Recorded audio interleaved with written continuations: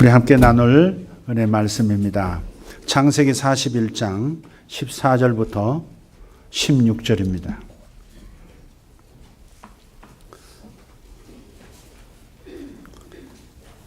함께 봉독하겠습니다. 이에 바로가 사람을 보내어 요셉을 부르매 그들이 급히 그를 옥에서 내놓은지라.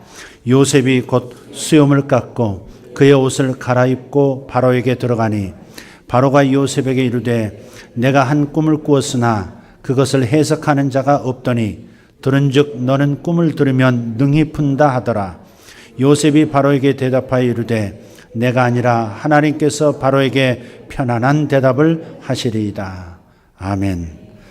제가 오늘 좀 아래에 내려가서 말씀을 좀 전하겠습니다. 요 몇 주 동안 제가 좀 움직이면서 설교하는 것을 좀 이해해 주시기를 바라고요. 오늘 설교 제목 요셉들이 풀려나고 있다 하는 겁니다.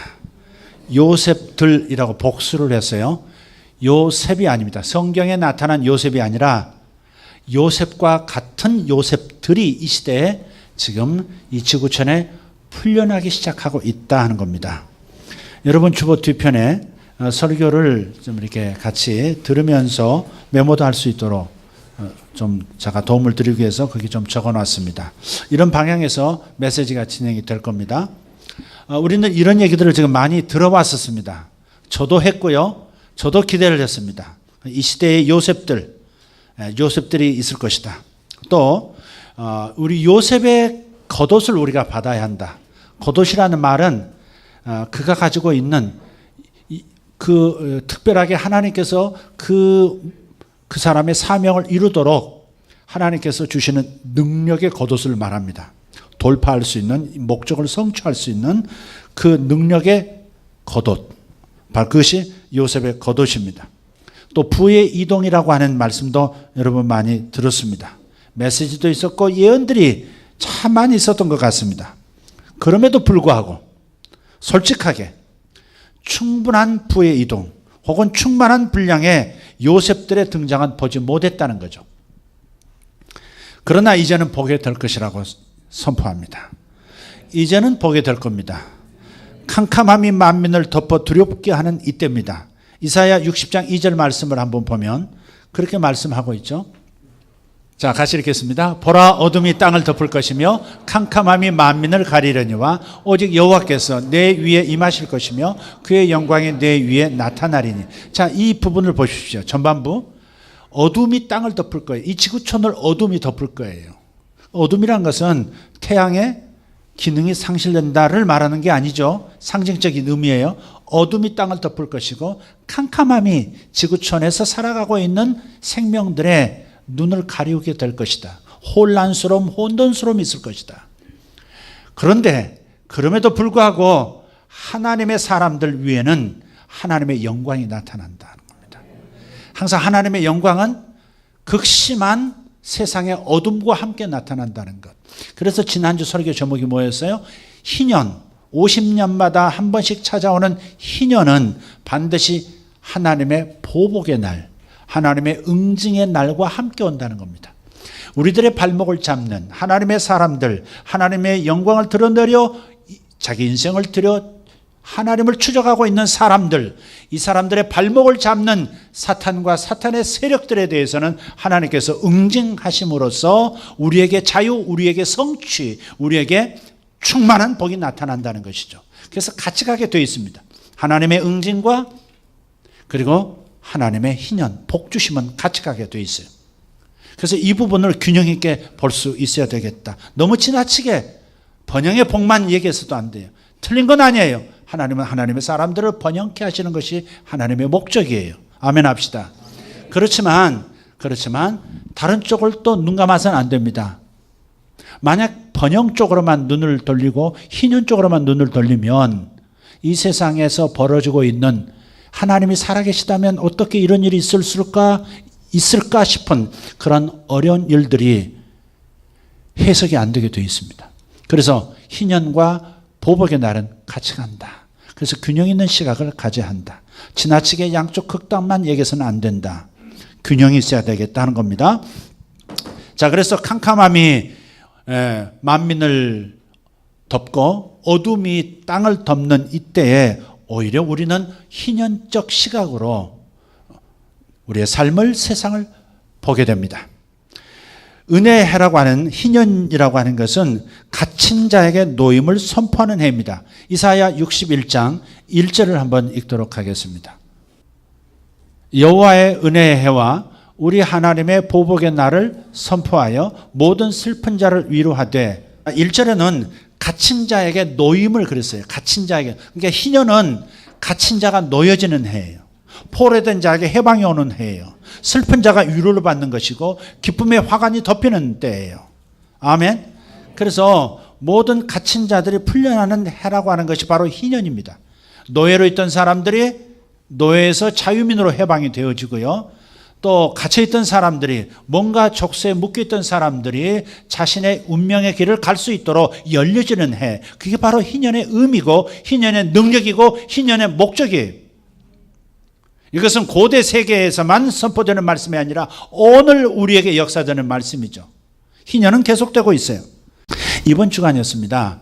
하나님께서 주님, 요셉들이 풀려나고 있다 하는 이 말씀을 주시면서 이 희년의 때는 요셉들이 풀려나는 해다. 왜냐하면 사탄적 경제 구조가 흔들릴 것이다. 그러면 이제는 하늘의 경제 운용 방식을 가지고 드러나는 그러한 새로운 질서가 세워지는 때이기도 하다. 그래서 많은 것들이 바뀌게 될 것이다 말씀을 주셨기 때문에, 그래서 요셉들이 풀려나고 있다는 이 말씀과 함께 주님, 요셉들은 어디 있는 것입니까? 많은 요셉들을 우리는 기다렸습니다. 그리고 요셉의 겉옷이 입혀지기를 기다렸습니다. 요셉의 기름 부음을 제가 고대하고 있었습니다. 그러나 정말 요셉은 어디 있는 것입니까? 정말 요셉은 나타나는 것입니까? 부의 이동을 가져올 하나님의 사람들은 정말 나타나는 것입니까? 그랬을 때 하나님께서 올해 어떤 일들이 있었는가를 짚어보라고 말씀하셨어요. 그런데 이런 요셉들은 목적을 가지고 출현합니다. 목적을 가지고 출현해요. 반드시 목적이 있습니다. 사람마다 목적을 가지고 자기 일을 하죠. 그러나 요셉들 역시 자기 목적이 있습니다. 그런데 그 목적은 자신의 목적이 아니라 하나님의 목적을 성취하기 위해서 출현한다는 것이죠. 하나님의 목적입니다. 자기 자신을 위한 것이 아니라 하나님과 하나님 나라를 위한 목적을 가지고 요셉이 되어지는 것입니다. 요셉을 이해하시려면 창세기 41장부터 마지막 장까지를 읽으셔야 합니다. 혹시 새가족들이 계신다면 요셉에 대한 이 전이해가 없이 이 말씀을 들으면 조금 좀 설교가 가슴에 닿지 않을 우려가 있는데요. 꼭 한번 41장부터 요셉이 어떤 인물인가를 잘 살펴보시기를 바랍니다. 자, 요셉은 하나님의 백성들을 보호하기 위해서 자신이 부름받았다는 사실을 깨달았습니다. 결국은 알았죠. 자, 요셉은 나이 16에 형제들의 질투를 받아서 10명의 형이 그를 노예상인에게 팔았고 노예상인들이 그를 데리고 이집트에 가서 팔아버렸죠. 그래서 노예로서 15년 이상을 살았습니다. 그러다가 나이 30세 때 애굽의 총리가 됩니다. 노예면서 죄수였던 그가 총리가 돼요. 참 이상한 일이 벌어졌어요. 자, 그런데 요셉은 목적을 가지고 있었다는 것이죠. 아주 흉악한 생태계의 그런 어떤 변동 때문에 고대 근동 사람들이 다 죽게 생긴 상황이 있었어요.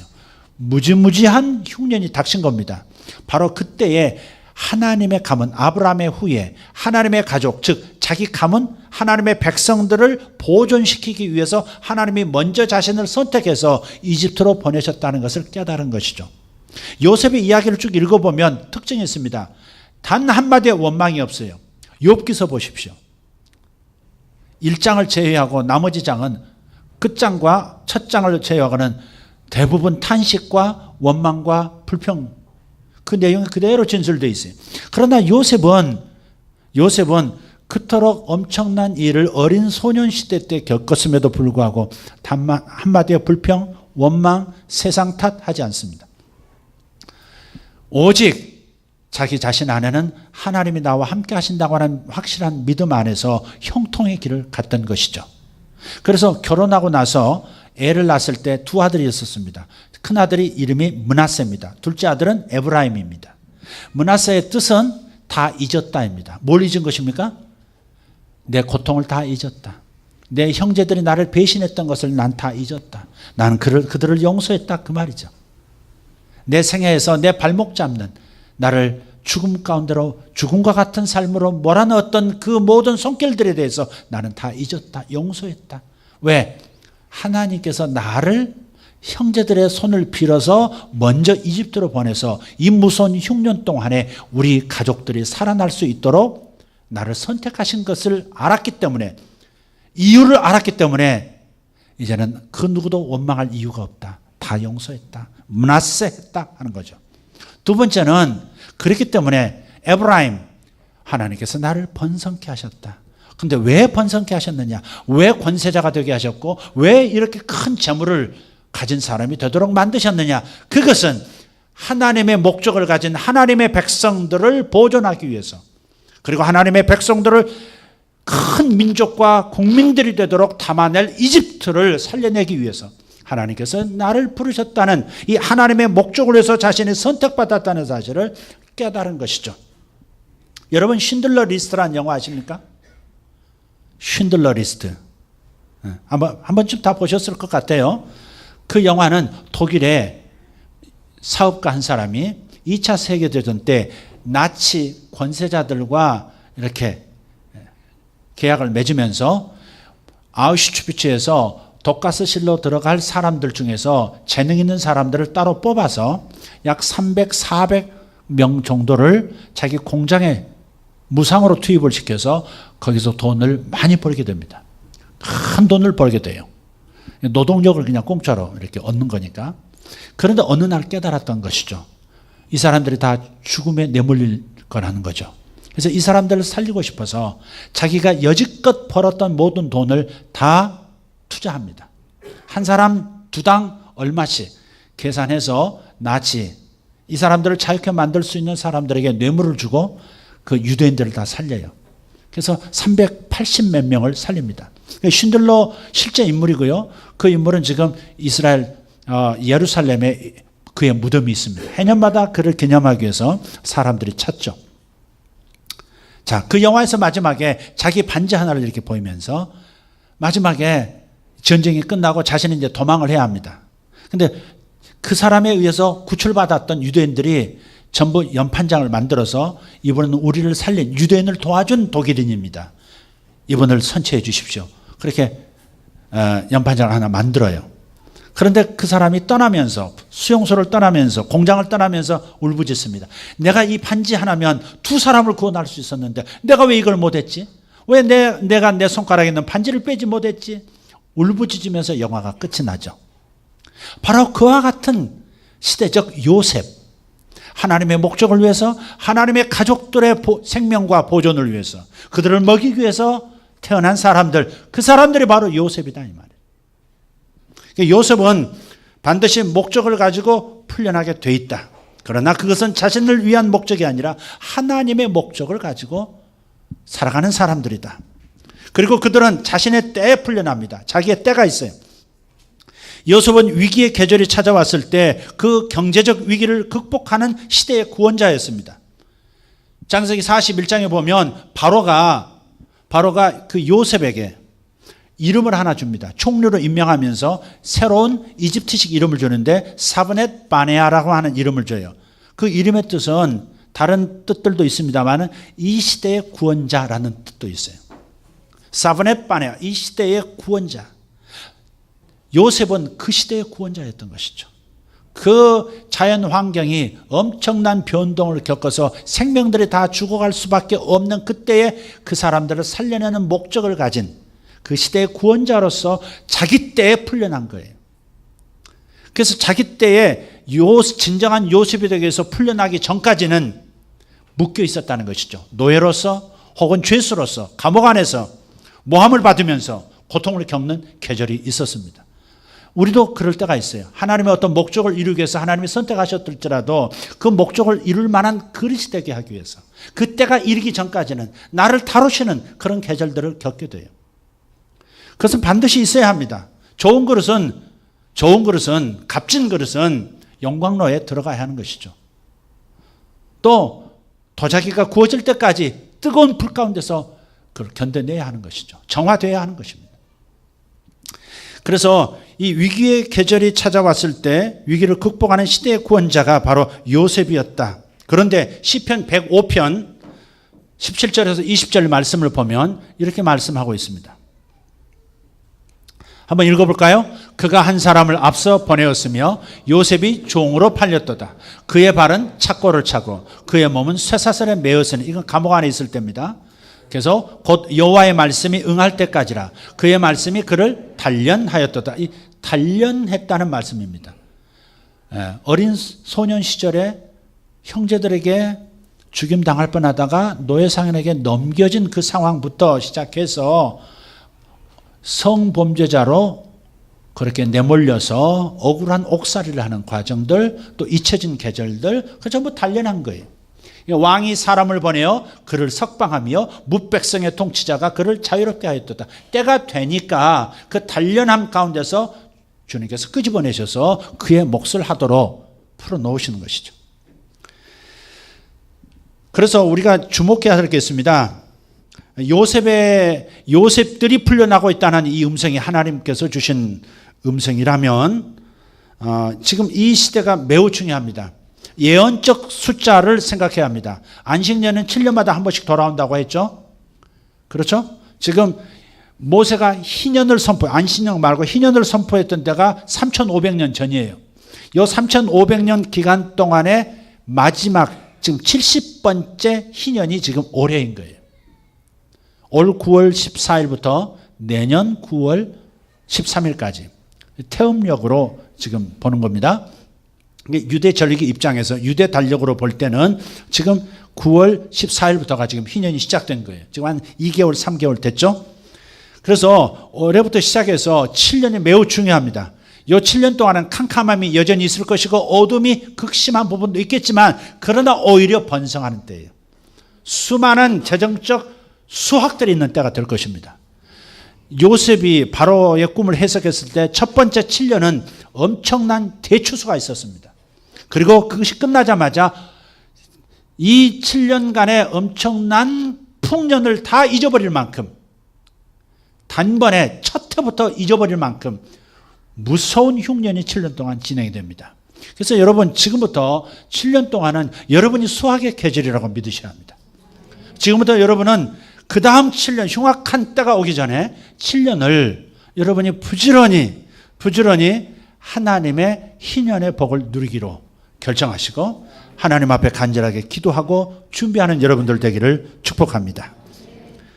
귀가 있는 자는 들을지어다.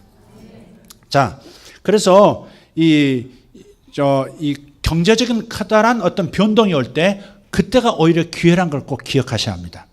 작년에 뉴질랜드를 제가 집회를 갔을 때 크라이스트 처치라는 도시로 갔어요. 크라이스트 처치, 그리스도 교회 그런 뜻이에요. 2011년도 1월인가요? 초에 지진이 일어났습니다. 많은 사람이 죽었죠. 도시가 거의 전체가 폐허가 됐습니다. 예, 다운타운이 그냥 사람이 살지 않는 곳. 왜냐하면 건물들이 막 기울어져요. 저 보십시오. 부서진 것은 부서진 거고 온전한 것 같은 데서 이렇게 기울어진 거예요. 도시에서 사람들이 살 수 없고 두려워해서 저 크라이스트 처치를 다 떠나기 시작했어요. 다 떠났습니다. 그래서 몇 프로, 50%도 안 남았을 정도로 다 떠났단 말이에요. 그런데 바로 그때 거기에 들어와 있던, 외부에 있던 중국인들이 저 도시에 있는 다 사람들이 헐값에 놔두고 간 저 집들과 도시, 그 건물들을 사기 시작했어요. 중국인들은 알고 있었던 거죠.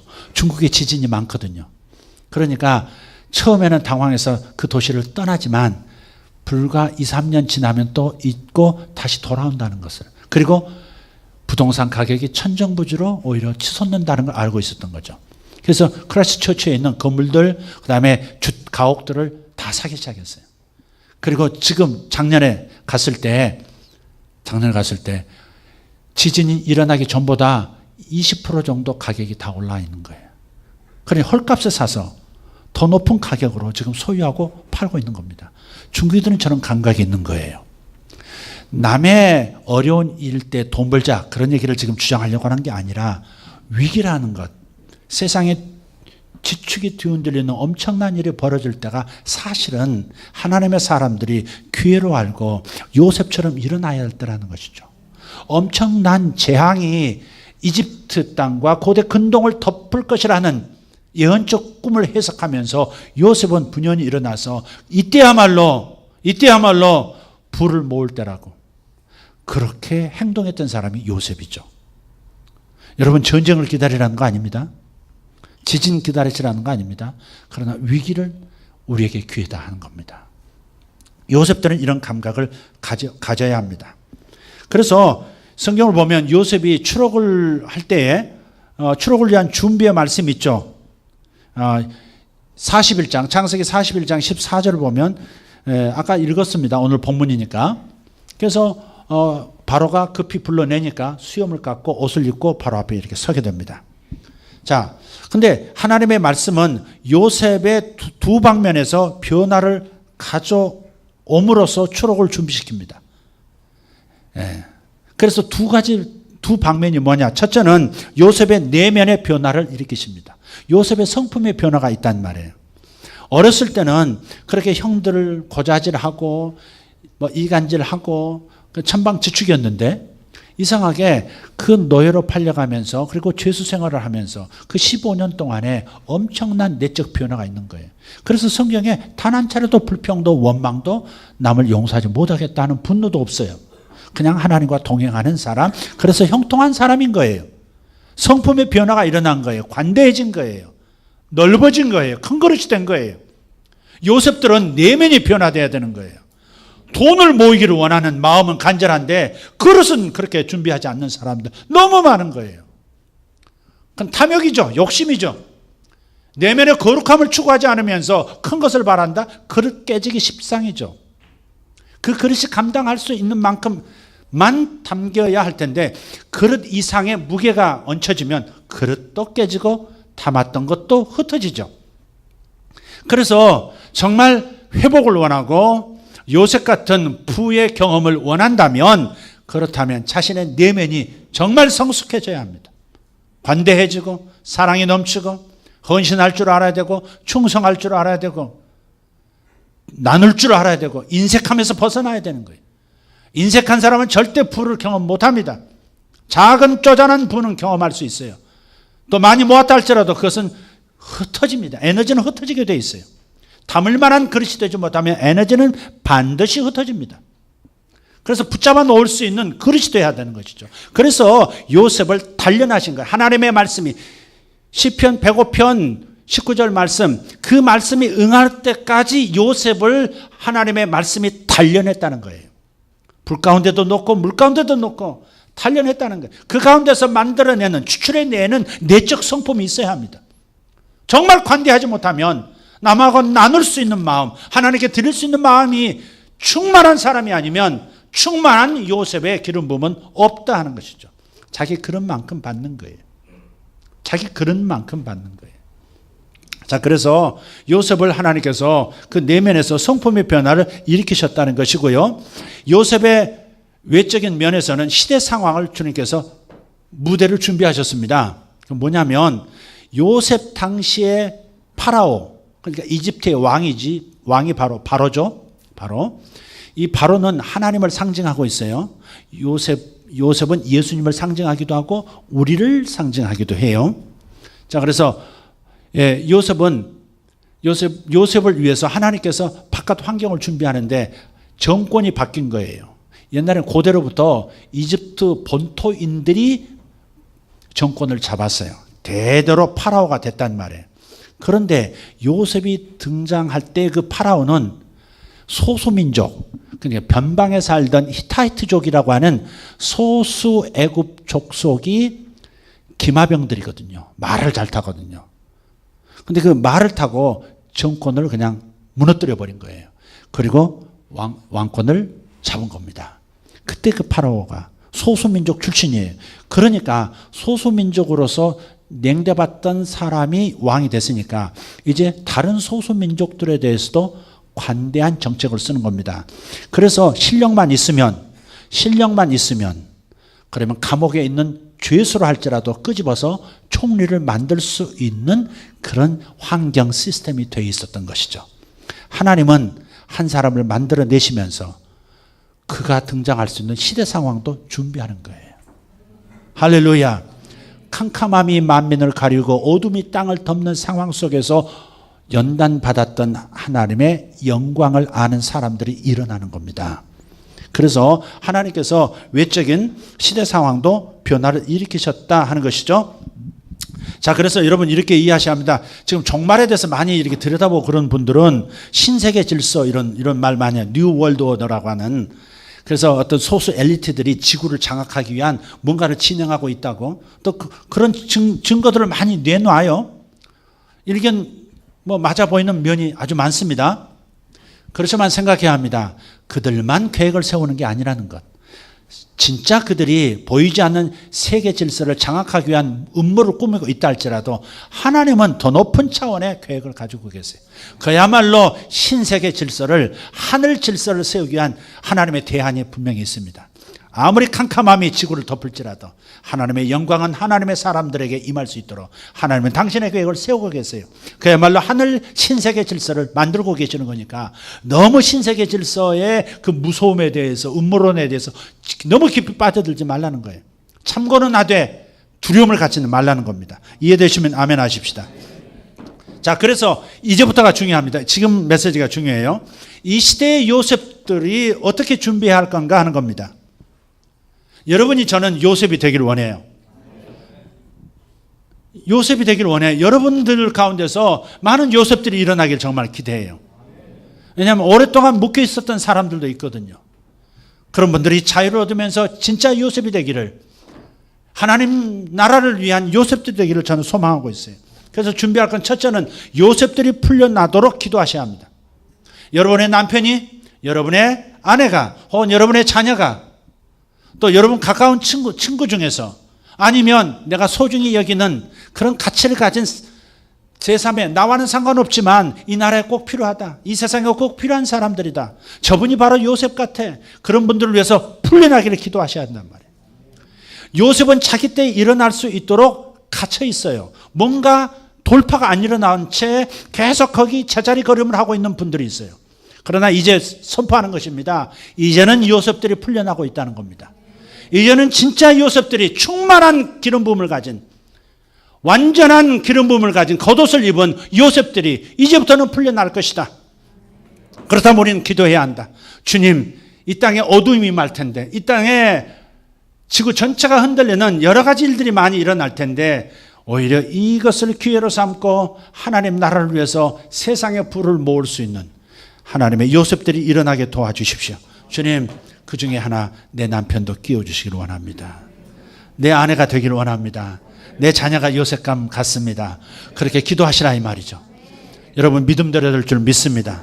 상상력이 있어야 합니다. 거룩한 하나님의 말씀에 걸맞는 상상력을 가지고 미래를 기다리시고 준비하셔야 합니다. 두 번째는 요셉들을 불러내야 합니다. 여러분이 희년이 선포됐음을 주변에 얘기하셔야 합니다. 여러분 입으로 말씀하시면 여러분 말을 듣는 사람들도 준비되겠지만 여러분 자신이 좀 더 마음이 안정되면서 좀 더 믿음으로 가득 차게 됩니다. 희년이 왔다. 희년이 왔다. 50년 만에 한 번 오는 희년이에요. 저와 여러분 중에 다음 희년을 맞이할 사람이 몇 사람 될까?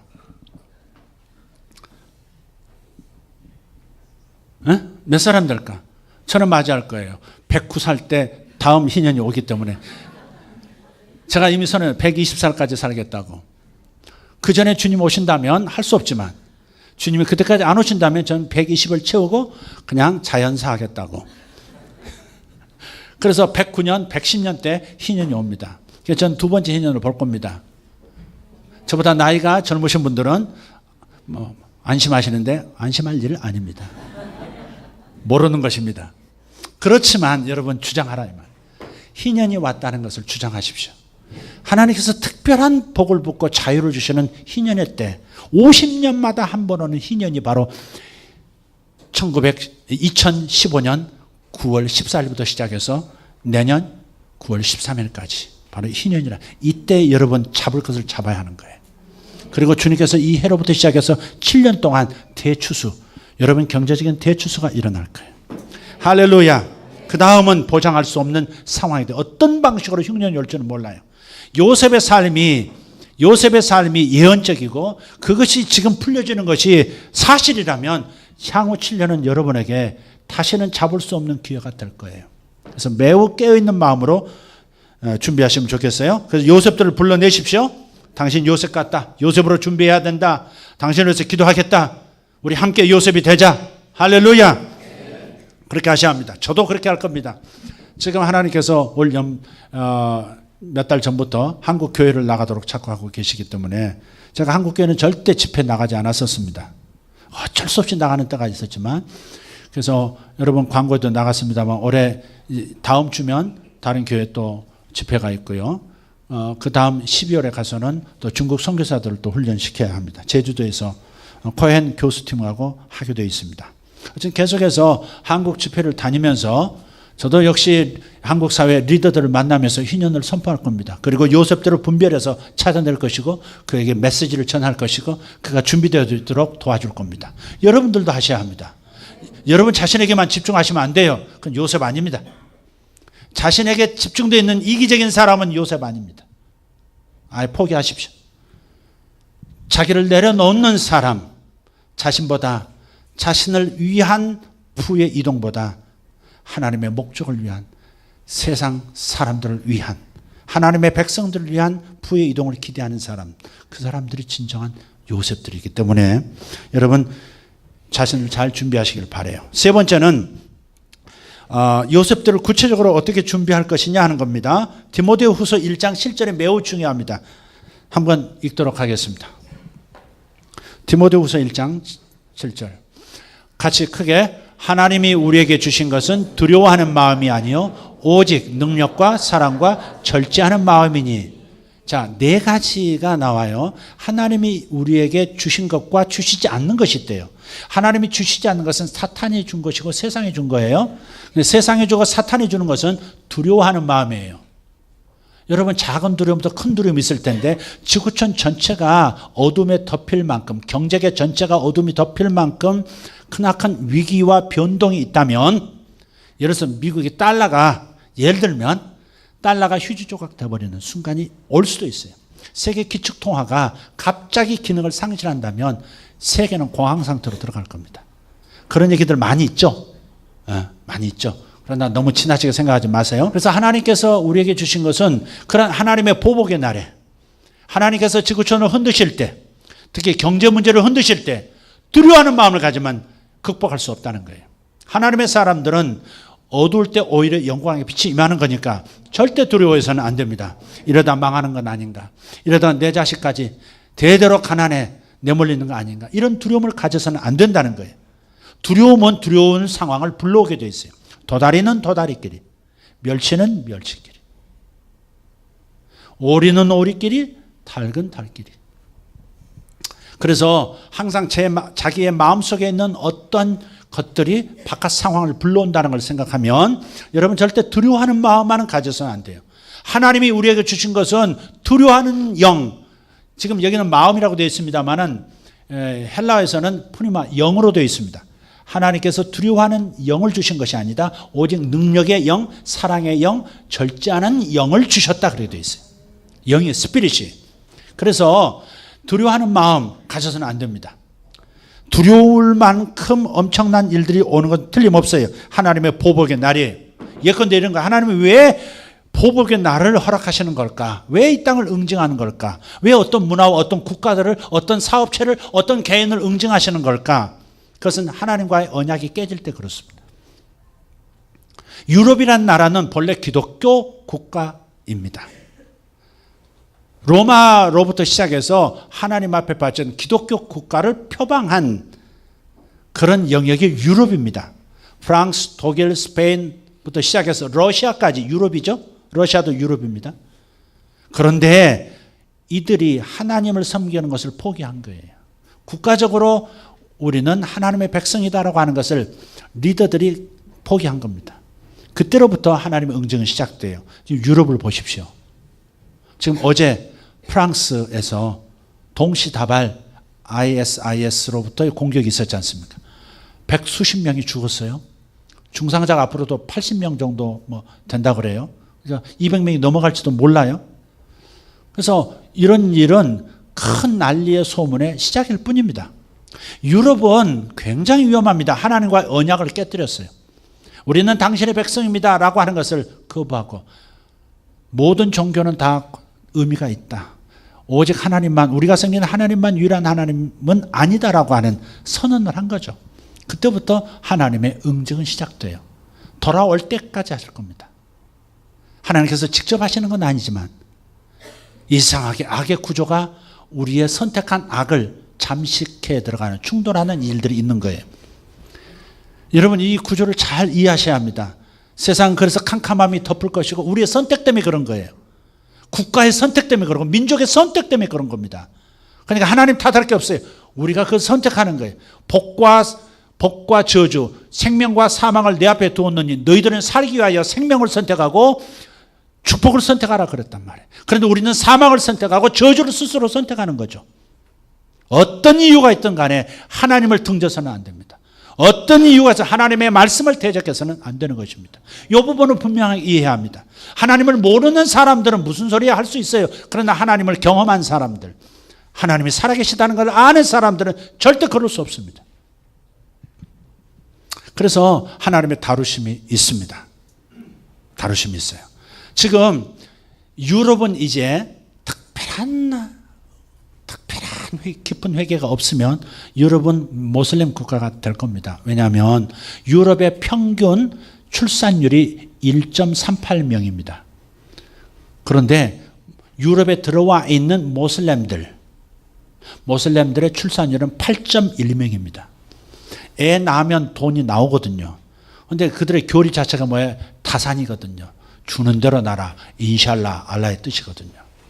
쪽수로 다 해결하는 겁니다. 그래서 옛날에 가다피도 그런 얘기했습니다. 이제는 전쟁을 통해서 테러를 통해서 굳이 유럽을 정복하고 세상을 정복할 필요가 없다. 자연적으로 지금부터 10년, 20년만 지나면 유럽은 특히 모슬렘 국가가 될 것이다. 모슬렘 국가 되어가고 있습니다. 캐나다 지금 병원에서 애들이 태어나는데 50%가 모슬렘 자녀들입니다. 북미 대륙도 안전하지 않습니다. 미국도 물론 그렇습니다. 그래서 이런 테러가 왜 일어나는가? 왜 시리아 난민들이 그렇게 몰려들어서 앞으로 어떻게 될지 모르는, 받아들이지 않을 수가 없는 상황으로 가는 것들. 유럽은 모슬렘 국가가 될 가능성이 매우 많습니다. 그리고 심지어 최후의 보루처럼 여겼던 미국도 그럴 가능성이 매우 많습니다. 자, 그래서 하나님은 대안을 찾으실 겁니다. 이미 준비하셨어요. 그 나라가 어느 나라일까? 그 나라가 그 민족이 어느 민족일까? 그래서 우리는 순수성을 될 수 있는 지켜나가야 하는 겁니다. 지혜롭지 못하게 행동하면 안 됩니다. 모슬렘 숫자가 국민의 일정한 퍼센테이지를 넘어서면 반드시 테러가 일어나게 되어 있습니다. 최근에 한국 안으로 IS에 연관된 단체가 폭발 물질을 밀반입하려다가 잡혔던 보고도 여러분 들으셨을 겁니다. 우리나라도 안심할 수 있는 나라는 아닙니다. 그러니까 세상은 지금 진동할 수밖에 없는 그러한 시즌으로 들어가고 있어요. 만민이 캄캄함 속에서 땅이 어둠 가운데 들어가는 이런 상황이죠. 그럼에도 불구하고 우리는 뭘 생각해야 된다? 이때가 요셉이 일어날 때다. 할렐루야. 그래서 두려움의 영을 여러분이 제거해야 한다는 것입니다. 오바마 대통령 한번 얼굴을 한번 봅시다. 아웃 100 이렇게 돼 있죠. 이게 잡지 표지입니다. 이게 동성연애, 미국의 동성연애 잡지 대표적인 잡지사입니다. 아웃입니다. 이름이 이상하게 아웃이에요. 아웃. 이 밑에 our president, 우리의 대통령입니다. 근데 이분이 44대 미국 대통령이에요. 44대 미국 대통령이에요. 근데 미국 대통령으로서는 최초로 불과 3일 전입니다. 3일 전에 동성연애 대표적 잡지의 표지 모델이 된 거예요. 자청해서 된 거예요. 인터뷰까지 다 했고요. 나는 여러분 소수자를 위해서 대통령이 된 것을 자랑스럽게 여깁니다. 그렇게 인터뷰한 겁니다.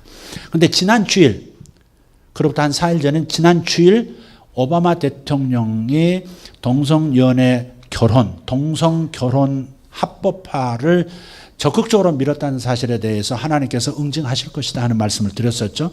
근데 요 3일 전에 요거까지 이제 발표가 됐어요.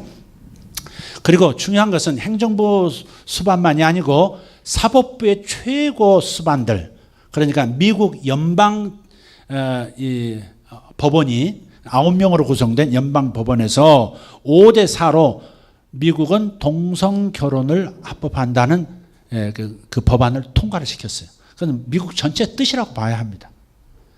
그중에 반대하는 사람들이 많은 거 알지만 그러나 대표들이 그렇다면 미국의 스피릿은 그런 겁니다. 그럼 이에 대해서 창조주 하나님만을 믿겠다고 그런 목적을 위해서 우리는 헌신된 국가라고 청교도일 때부터 그렇게 시작한 나라인데 하나님과의 언약, 당신의 백성입니다라고 했던, 당신이 우리 하나님이고 우리는 당신의 백성입니다라고 했던 언약을 깬 겁니다. 가정이라고 하는 가장 소중한 이 사회에 가장 절대 깨져서는 안 되는, 그리고 그 안에서 남녀 사이에서 애가 출생하는 창조의 이 신비를 깨버린, 정면으로 깨버리는 법안이 바로 그거죠. 그래서 이 부분에 대해서 하나님은 반드시 응징하실 것이다. 그런데 중요한 것은 지금 미국 서부만, 자연재해라고 말한다면 미국 서부만 위험한 게, 이 브레골이라고 하는 이 환태평양 지역만 위험한 게 아니에요. 미국 동부도 굉장히 위험한 지역입니다. 보스턴도 무너져 내린 적도 있고요. 굉장히 많습니다.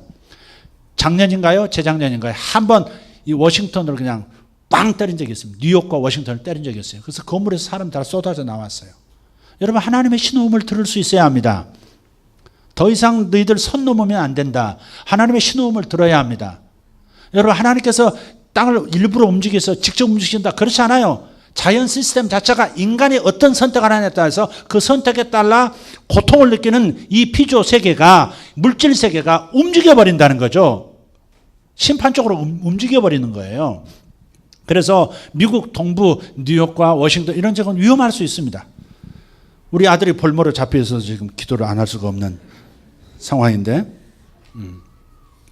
어쨌든 이 부분은 여러분이 하나님의 시각으로 이해할 수 있으면 좋겠습니다. 그래서 그렇지만 두려워하지 말라 이 말이에요. 두려워하지 마라. 두려워하는 사람은 이상하게 음모론 같은 데도 빠져버려요. 거기에 막 몰두합니다. 그냥 단순히 하나님의 사랑의 하나님을 느끼지 못한 채 무서운 하나님으로만 그냥 가버리는 거예요. 균형을 잃어버린 거죠. 그러니까 절대 두려워하는 마음을 갖지 말아라. 하나님께서 다루시려면 다룰 거다. 그러나 그 상황에서 요셉들은 일어난다. 다니엘들은 일어난다는 겁니다. 아멘. 자, 그 다음에 우리가 뭘 준비해야 돼요? 두려워하는 마음을 없애는 것과 함께 가져야 할 마음이 있는데, 그것이 바로 사랑의 마음. 여러분, 요셉은 사랑이 없으면 요셉이 될 수 없습니다. 하나님을 사랑하고 다른 사람들을 사랑하는 마음 없이는 하나님께서 큰 열쇠를 맡기지 않아요. 곡관 열쇠, 하늘 곡관 열쇠를 맡기지 않습니다. 사랑의 크기만큼 역사할 거예요. 그래서 여러분, 사랑하는 마음들 채워나가셔야 돼요. 아멘? 가까운 사람도 마찬가지지만 다른 사람들을 사랑하는 마음의 크기를, 그릇을 키우셔야 돼요. 그래서 사랑의 영으로 채우셔야 합니다. 그 다음에 성령의 능력으로도 채우셔야 합니다. 성령 충만하라 이 말이에요. 방언 한마디 못하고, 기도 한마디 제대로 못하고, 부르짖는 기도도 못하고. 여러분, 마음을 가라앉히기 위해서 이 말씀 드리고 책망하기 위해서 이 말씀 드리는 게 아니에요. 정말 여러분, 정말 하나님 앞에 부르짖어 성령 충만하셔야 됩니다. 성령 충만하지 않으면 악령이 충만하게 돼 있어요. 천국의 영으로 충만하지 않으면 세상의 영으로 충만하게 돼 있습니다. 여러분, 예배를 한 2주만 빠져보세요. 한 주만 빠져도 벌써 여러분 영적 상태가 그렇게 세속적으로 변하고 있다는 사실을 발견할 거예요. 한 번 빠진 사람은 다음 빠지기 쉬울 거고요. 첫 번에는 이제 양심의 가책을 느껴요. 두 번째는 별로 감각이 별로 없어요. 세 번째 잊어버려요. 아무리 믿음 좋은 사람도 예배를 놓치면 그렇게 돼요. 전혀 세상적인 사람하고 똑같이 변해버립니다. 그러니까 여러분이 성령의 능력으로 채우셔야 돼요. 그 다음 마지막으로 말씀하는 이거 세 번째, 절제하는 마음이 매우 중요해요. 요셉들은 절제할 수 있어야 돼요. 왜냐하면 부를 맡기시기 때문에 부가 들어오면 절제 못하는 사람은 탐욕적인 사람으로 금세 변합니다. 돈이 들어오면 사람이 달라지기 시작해요. 여러분, 가게도 잘 되면 어때요? 주일도 이때가 잘 되는 건데 하고서 그냥 빠져버리잖아요. 여러분 목자들 잘 살피세요. 뭐가 잘 돌아가고 있어서 축복받았다 하는데 주님께로부터 시선이 떨어지기 시작하는 사람들이 있어요. 벌써 보여요. 이상하게 잘 되는데 벌써 믿음은 멀어지는 거예요. 여러분 이거 잘 보시고 경고해 줘야 합니다. 무섭게 말하지 말고 사랑으로 말해줘야 합니다. 탐욕을 절제 못하면 큰 물질을 하나님께로는 받지 못합니다. 탐욕이 있는 사람, 탐욕에 대한 절제의 영을 갖지 못한 사람은 사탄이 도와줍니다. 그래서 잘 되는 것 같아요. 그러나 끝은 몰락입니다. 사탄이 밀어주기도 해요. 그러나 몰락이에요. 그건. 그래서 하나님께서 끝까지 영원한 영원성을 가진 재정적 축복을 주시는 사람들은 절제할 수 있는 사람이에요. 저기 필리핀 가면요. 부자 한 사람이 있어요. 화교인데, 중국인이죠. 화교인데 그 필리핀 마닐라에서 건물도 몇십 층짜리 건물을 몇 개나 가지고 있는 사람이에요. 그런데 그 사람 식사하는 걸 보면 우동 먹고 있어요. 우동. 자기 방에서 조그만 소면 먹고 있다고요. 그 다음에 밥 먹는다고 해서 같이 먹으면 도시락인데 그런 도시락이 반찬 몇 개 있는 밥하고 반찬 몇 개 있는 그런 도시락 대접해요. 옷은요, 지극히 평범한 옷을 입고 있어요. 그렇게까지 살 필요는 없지. 또 그렇게까지 지독한 그 뭐 할 거예요? 내가 아는 그분은요, 자식이 없어요. 가족이 없다고. 뭐 그렇게 모아서 뭐 할 건지 쓰지도 않으면서. 그건 지독한 그건 아니죠. 그러나 배울 건 있어요. 절제의 힘. 절제하지 못하는 사람은 쾌락으로만 돈이 생겼으니까 내가 돈 벌어서 뭐해? 돈 벌어서 뭐해? 즐겨야지. 최소한 즐기긴 해야지. 그 다음부터 쾌락의 영에 사로잡히죠. 그래서 요셉들은 반드시 절제하는 영, 절제하는 마음이 있어야 합니다. 그 다음에 길러야 될 게 충성심입니다. 바로는 아까 누구라고 그랬죠? 바로는 바로 그 하나님. 하나님이 바로예요. 네, 여기서는 바로지만 하나님은. 그래서 요셉은 오직 바로를 위해서 일한 거예요. 그래서 곡식도 5분의 1을 거두어서 바로에게. 나중에 곡식을 통해서 흉년 때 팔아서 벌어들인 돈과 토지들도 전부 바로에게. 전부 바로에게. 자기를 위해서가 아니에요. 사고방식이 옛 사고방식을 가지면 오늘날의 요셉은 되지 못합니다. 작은 쪼잔한 요셉으로 살 거예요. 그러나 진짜 요셉의 충만한 기름 부음에 들어가려면 오직 하나님을 위하여. 오직 하나님을 위하여. 그리고 하나님의 백성을 위하여. 이게 있는 사람이에요. 모든 전권 대사로서 모든 걸 맡길 겁니다. 성경 보세요. 바로가 요셉의 충성심을 보고서 뭐라 합니까? 내 위에 있는 것은 나 하나뿐이다. 내 보좌 하나뿐이고 나머지는 전부 네 마음대로 하라. 최고의 권세를 다 줘요. 전권대사예요. 그래서 네가 말하지 않으면 수족을 놀릴 자가 없으리라. 네 앞에서. 내가 말하지 않으면 수족을 좀 가만히 계세요. 성가대 움직이지 말아요. 이런 권세. 일어나지 말아요. 앉아 있어요. 전부. 이런 권세. 수족을 놀릴 자가 없으리라. 엄청난 권세를 받은 거죠. 그래서 어떤 사람에게 충성심 있는 오직 하나님에 대한 충성심 있는 사람.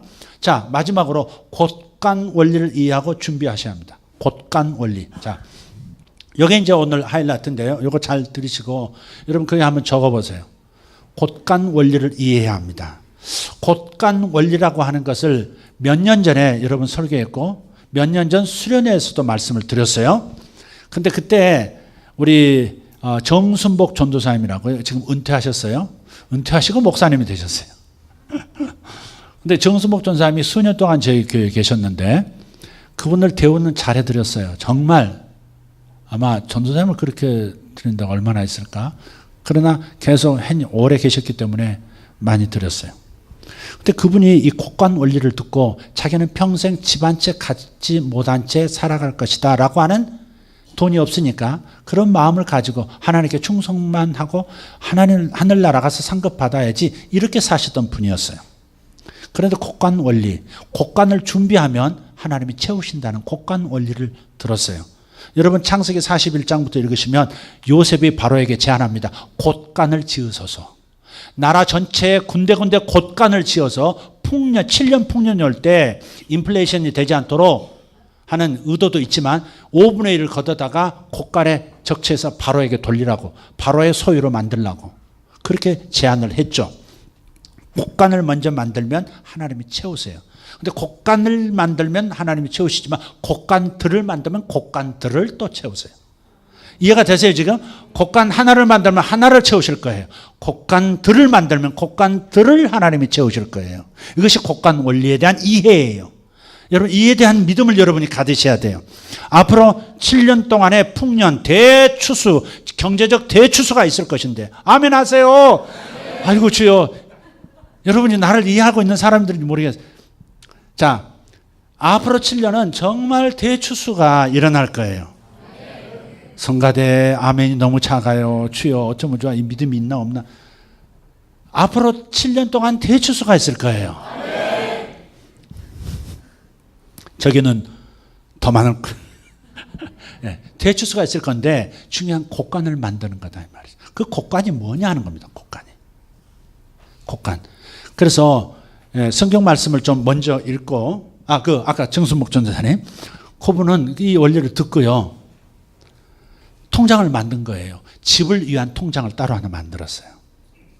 앞으로 집 마련을 위한 통장을 만들었는데 불과 2, 3년 사이에 그 통장이 채워져 집을 한 채 샀어요. 아니 이상해요. 받는 돈은 한계가 있는데 하나님은 이상한 통로를 열어서 그 통장에 집을 살 수 있는 돈을 저축할 수 있도록 만드시는 거예요. 곡간을 만들면 하나님은 채우세요. 아멘. 믿음을 가지고 만들면 반드시 채우세요. 그래서 여러분이 특정 목적을 가진 통장을 만들라는 겁니다. 그분이 일반 주택 하나를 샀어요. 근데 절묘하게 하나님의 인도로 또 그것을 또 샀던 가격보다 상당히 비싼 가격에 팔면서 더 좋은 집을 또 얻었어요. 그리고서 사임하고 목사님이 됐어요. 그래서 이득 11조를 하겠다고 그래서 가서 다른 데서 하세요. 그래서 가시라고 그랬죠. 자, 그런데 이 곡간 어떻게 만드는 거냐 하는 겁니다. 첫 번째. 자, 우리 성경 구절을 먼저 한번 읽어야 되겠네요. 창세기 47장 23절부터 25절입니다.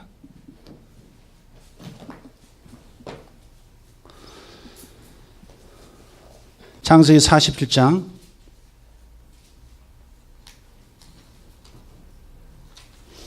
23절부터 25절 한번 시작. 백성에게 이르되 오늘 내가 바로를 위하여 너희 몸과 너희 토지를 샀노라. 여기 종자가 있으니 종자는 씨앗입니다. 시작. 너희는 그 땅에 뿌리라. 추수의 5분의 1을 바로에게 상납하고 5분의 4는 너희가 가져서 토지의 종자로도 삼고 너희의 양식으로도 삼고 너희 가족과 어린아이의 양식으로도 삼으라. 아멘. 자, 이거를 제가 가진 또 다른 번역본 프리즘 성경을 통해서 한번 읽어보도록 하겠습니다. 요셉이 백성에게 이르되 오늘날 내가 바로를 위하여 너희 몸과 너희 전지를 샀노라. 여기 종자가 있으니 너희는 그 땅에 뿌리라. 추수의 5분의 1을 바로에게 상납하고 4분은 너희가 취하여 첫째 전지의 종자로 삼고 두 번째 너희의 양식도 삼고 세 번째 너희 집사람과 어린아이의 양식도 삼으라. 아멘. 자, 그래서 이 부분을 이렇게 나눠서 보겠습니다. 5분의 1은 하나님의 것이라 이게.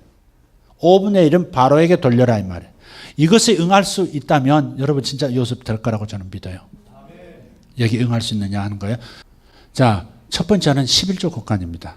여러분 통장 5을 만드는 건데 여러분 통장들 많이 있죠. 그런 특정한 목적을 가진 그런 구분된 곡간들이 있어야 돼요. 반드시 10분의 1은 이걸 훼손한다면 하나님의 것을 훼손한다면 뭐 다른 것은 다 의미가 별로 없는 거죠. 자, 11조 곡간입니다. 10분의 1을 하나님께 드릴 수 있어야 합니다. 어떤 사람들은 11조를 자기 마음대로 이제 하는 거예요. 흉내 내는 거죠, 흉내. 온전한 11조가 안 되고, 그건 굉장히 온전한 복을 받기가 어려운 거예요. 자, 11조 곡간. 두 번째는 구제 선교 곡간입니다. 반드시 아까 요셉을 왜 하나님께서 복 주셨어요? 왜 하나님께서 에집트의 2인자가 되게 하셨어요? 왜 에집트에서 모든 토지를 소유해서 바로에게 돌릴 수 있는 사람 되게 했나요? 자기 하나님의 백성들을 보존하기 위한 목적이에요. 그래서 여러분 구제에 대단히 많이 돈을 써야 될 겁니다. 돈 벌어서 이런 목적을 갖지 않으면 무슨 의미가 있어요? 진짜 행복하지는 않습니다. 나를 위해서 재물을 모으는 것만을 한다면 진정한 행복은 맛보지 못합니다. 남에게 에너지가 흘러나갈 때, 사랑이 흘러나갈 때 진정한 행복을 맛보는 거죠. 그래서 구제헌금, 그 다음에 선교를 위해서 곡간을 준비하셔야 돼요. 그때그때 생각나는 대로 하는 게 아니라 적치를 해서 넣어서 정말 요긴하게 하나님의 성령 인도받아서 사용하는 것이죠. 그래서 구제와 선교 그리고 이제 헌금에 관한 부분이고요. 요 1, 2번이 5분의 1입니다. 구약성경 11조에 관한 부분을 읽으면 10분의 1만이 아니에요. 또 10분의 1은 가난한 자들과 또 어려운 일을 당한 사람들을 위해서 10분의 1을 따로 더 하도록 되어 있습니다. 그러니까 성경으로 말하면 5분의 1이 하나님께로 돌아가는, 남을 위해서 혹은 하나님을 위해서 쓰는 겁니다. 그 정도 헌신이 있고 충성이 있을 때 하나님은 하나님의 일을 풍성하게 하시는 거죠. 지금 이해가 되시죠? 적용점은 여러분이 알아서 하셔야 돼요. 통장을 굳이 만들 거냐 아니면 그렇게 구분해서 그렇게 배분을 할 거냐 하는 것은 여러분의 지혜를 따라서 하고, 나는 믿음이 안 돼. 그렇게 나 11조도 지금 못하고 있는데 11조라도 제대로 하세요. 어쨌든 그래서 11조 곡간 여기까지가 5분의 1이 되는 겁니다. 세 번째입니다. 재투자 곡간입니다. 그래서 너희들의 내년 종자를 위해서, 내년 수확을 위해서 씨를 뿌려라 그랬잖아요. 뿌릴 씨앗도 주시는 거예요. 하나님은 뿌릴 씨앗과 거둘 것도 주시는 거예요. 그래서 재투자할 수 있어야 합니다. 여러분 노후를 위해서도, 또 여러분 재산을 계속해서 작지만 불려나갈 수 있는 그런 방식, 그것이 주식이 될 수도 있고 뭐가 다 될 수 있어요. 근데 주식 얘기가 나왔으니까 주식 얘기 한번 할게요. 주식은 여러분 이 작전 세력이 들어갈 수 있는 작은 데다 넣는 게 아니에요. 사람들이 왜 개미 투자자들이 망한다 그러냐면 몇 조 원대 수십 조가 움직이는 그런 큰 주식에다 투자하지 않고 자꾸 이렇게 넣었다 뺐다 하면서 이렇게 작전해서 돈을 뺏어가는 그런 데다 놓고 있단 말이에요. 단기 빼먹으려고, 자기도 하려고. 그런데 대부분 당하죠. 그러니까 예를 들어서 큰 기업의 주식 같은 것도 아주 오랫동안 검증된 아주 수십억은 소수의 사람들이 넣었다 뺐다 하면서 장난질을 못 친단 말이에요. 그러니까 여러분들이 주식을 만약 한다면 큰 주식, 큰 기업들의 주식을 취하는 것이 지혜입니다. 상식입니다. 장난질 칠 수 있는 곳에 넣으니까 망하는 거고 돈 뺏기는 거죠. 자, 재투자 곡간. 자, 이 재투자를 할 수 있어야 됩니다. 월급만 가지고 그렇게 계속 가면 안 됩니다. 작은 돈을 불려나가다 보면 큰 덩어리가 돼요. 곡간 만들면 채워주신다니까? 곡간 만들면 채워주세요. 네. 자, 네 번째는 자녀를 위한 곡간 있어야 합니다. 자기 자녀들을 위해서, 교육을 위해서도, 그 다음에 결혼을 위해서도 그가 좀 좋은 출발을 할 수 있도록 자녀를 위한 사랑의 곡간을 반드시 준비해야 되겠죠. 이거 없다면 또 이것도 너무 균형 잃은 거예요. 자, 다섯 번째 마지막으로 그 다음이 생활비 곡간입니다. 요 맨 마지막에 들어가야 돼요. 생활비 곡간은. 이게 마지막에 넣지 않으면 생활비가 들쭉날쭉하면서 사실 돈이 많아지면 적절하게 다섯 곡간을 적절하게 배분을 해야 될 텐데 생활비에서 많이 이게 저축 못한 채 사라져버리게 만들 거예요. 그래서 요 다섯 가지 곡간에 대해서 여러분이 잘 준비하시면 이 요셉 다섯 곡간 하나님이 다 채우시는 것을 보게 될 거예요. 할렐루야. 얼마나 전략적입니까? 제 얘기가 아니라 성경에 나온 얘기라고요. 제가 처음 읽었어요. 항상 봤어요. 그런데 뭐를 위하여 하라. 요건 제가 처음 봤다니까. 그러니까 하나님께서 이것을 이때 제 눈을 열어서 여러분과 나누게 하시는 것은 곡간들 준비하라는 겁니다. 하나님은 곡간을 채울 능력이 있으세요. 말라기서 마지막에 그렇게 말씀하셨죠. 내 창고를 내가 채우나 채우지 않나 시험해보라 그랬잖아요. 내 곡간들을 내가 채워주나 채워주지 못하나 한번 시험해봐라. 자, 이런 제안 이 정도까지 했으면 여러분 이제 알아서 하셔야 합니다. 할렐루야. 적용점은 여러분이 알아서 하셔야 돼요. 아마 저보다도 여러분 동계산이 빠른 분들이니까 어디까지 내가 할 수 있고 저건 뭐 목사님이나 할 수 있는 얘기고 그렇게 여러분 나름 판단하실 거예요. 그러나 성경에서 나오는 말씀을 지금 하고 있기 때문에 여러분이 적용점을 잘 찾아서 거기에 충성하시면 반드시 이 대추수의 기간 동안에 쌓을 곳이 없도록 내가 창고를 채우나 채우지 않나 보라. 분명히 단서가 되어 있어요. 쌓을 곳이 없도록 내가 채울 것이다. 그러니까 무한정 곳간을 만들면 다양한 곳간, 5개 곳간만 만들 필요는 없어요. 세분화시켜서 크게 나눠서 5이에요. 여러분이 더 세분화시켜서 통장들을 만든다면 그럼 또 하나님 거기도 또 채우실 거예요. 통장들을 만들어 보세요. 통장들을 만들어 보세요. 정말 이 목적을 위한 통장, 이 목적을 위한 통장. 할렐루야. 요셉들이 풀려나고 있어요. 자, 나머지 그 요셉의 충만한 겉옷을 주신다. 이 부분은 4가지는 오후에 말씀을 드리도록 하겠습니다. 오후 시간이 매우 중요한데 주여 귀가 열린 분은 알아서 하시기 바랍니다. 기도하십시오. 다 같이 일어나십시오.